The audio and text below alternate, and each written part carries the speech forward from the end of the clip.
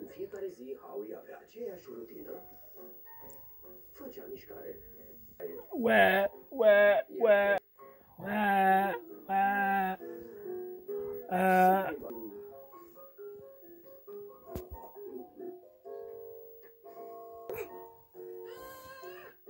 Și primea un măr.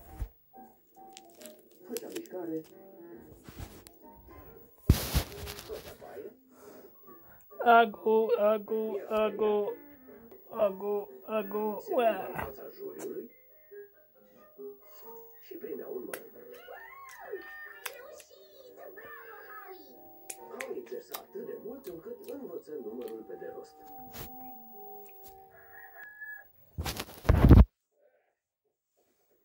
Azi e ziua cea mare. Ulise, ești pregătit pentru târg?